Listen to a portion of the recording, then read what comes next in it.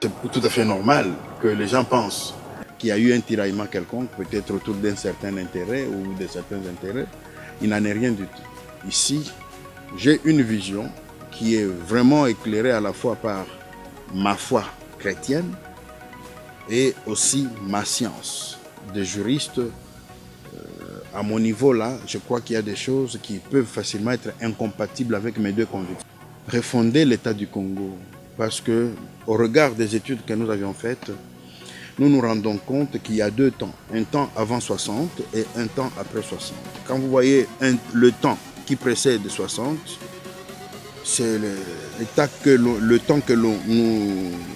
Congo que l'on nous a prêté en ce temps-là, c'est un Congo qui n'a pas connu toutes les crises que nous vivons. C'est un Congo qui a apporté la prospérité au Congo.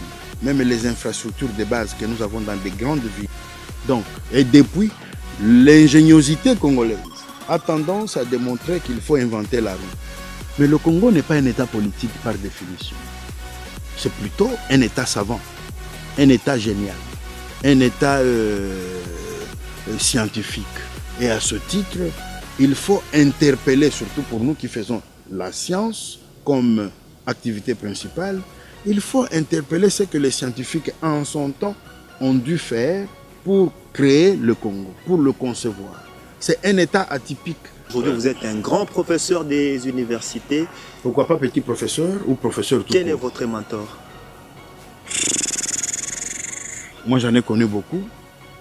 J'en ai beaucoup connu. Sur quel plan, par exemple? Vous êtes professeur aujourd'hui. Est-ce que vous avez un professeur qui vous a marqué et pour qui vous avez de l'estime et il passe pour un mentor pour vous?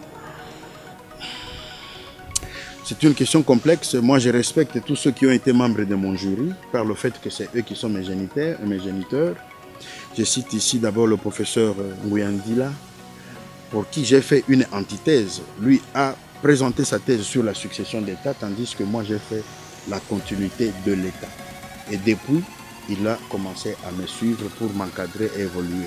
C'est celui-là que je peux présenter comme mon mentor d'hier, aujourd'hui et demain, tant que Dieu le prête.